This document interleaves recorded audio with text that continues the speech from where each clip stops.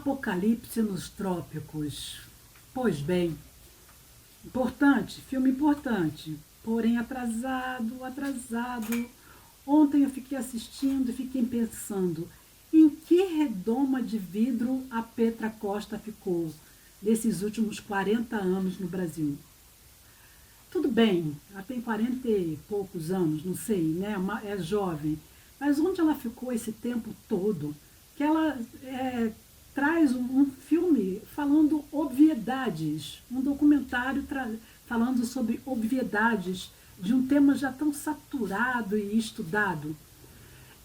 Eu gostei bastante do outro documentário dela sobre a democracia, mas a narração dela, a voz dela, já me irritava um pouco, porque ela tem uma voz assim infantilizada, né?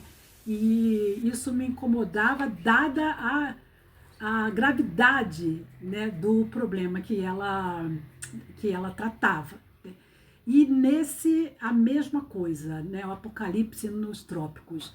Então, assim, principalmente para mim, né, que estudo a religião, que sou uma pesquisadora dessa área, e para as pessoas, eu acho que para as pessoas que têm mais de 40, 50 anos, no geral, sabe que esse filme não traz nada de novo, nenhuma novidade, né?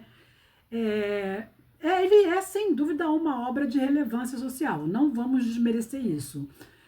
Ela tem a cineasta, né, tem um papel fundamental para provocar reflexões e colocar o Brasil no mapa das discussões globais sobre democracia, religião e poder. Ok. Mas é importante reconhecer a importância da obra também para a conscientização de um público amplo, que talvez ainda não tivesse se debruçado sobre esse tema.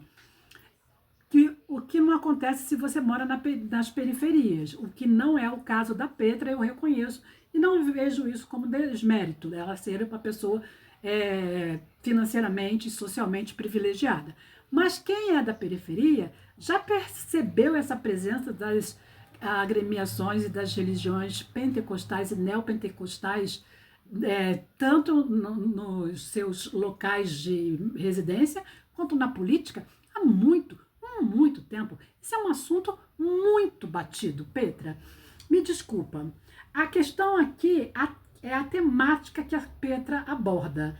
Não é novidade, Petra. Para quem acompanha minimamente a política brasileira, a presença e a força das igrejas pentecostais e neopentecostais no cenário nacional não começaram agora. Isso data do final da década de 80, com a ascensão meteórica do neoliberalismo, que conversa justamente com o neopentecostalismo, conversa de uma maneira generosa, abraça, né? Isso é um fenômeno que já tem pelo menos 4 décadas, sobretudo nas periferias urbanas e regiões mais pobres do país, como mostram as pesquisas de Ricardo Mariano, um historiador, um autor que escreveu Neopentecostais, Sociologia do Novo Pentecostalismo no Brasil, e os estudos de Paul Freston. Hoje esse poder já está cristalizado no Congresso Nacional, na chamada bancada BBB. Será que ela nunca ouviu falar da bancada BBB? Bala, boi e Bíblia. Ou seja, a influência evangélica, em especial das vertentes neopentecostais na política, já é conhecida, estudada e profundamente debatida no meio acadêmico e nos movimentos sociais.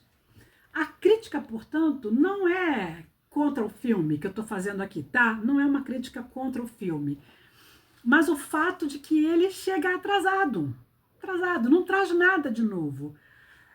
Ao falar de um tema que já está consolidado na vida pública brasileira, a Petra corre o risco de ser vista como alguém que, por estar fora de uma realidade, né, da maioria da população brasileira, vivendo numa posição econômica privilegiada, o que está tudo bem, ela pode ter a postura dela, mas ela parece que ela viveu em uma redoma, numa bolha, né? e ela não furou essa bolha. Parece que ela se alienou, né?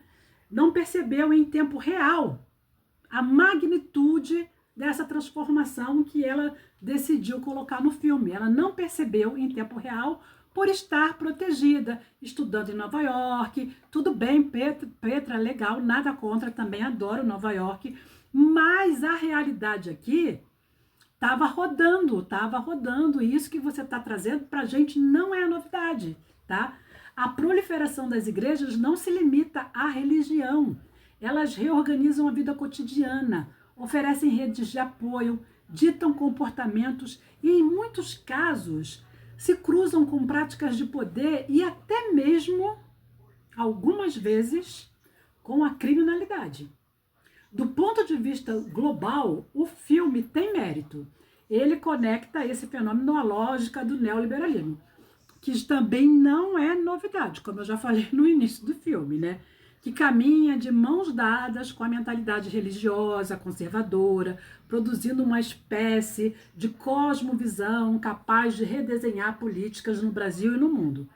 Mas para nós que estamos imersos nesse processo, né, vivendo a realidade brasileira no dia a dia, a obra soa como algo já sabido, já vivido, já pesquisado, mais do mesmo. Por isso, na minha opinião, Apocalipse nos Trópicos é importante para ampliar a consciência internacional a respeito do Brasil, mas para o público brasileiro, especialmente o que acompanha a política e a academia, não traz nada de novo. Sinto muito, Petra, dessa vez escorregou. Um abraço a todos. E você, o que você achou do filme? Deixa escrito aqui. Um abraço.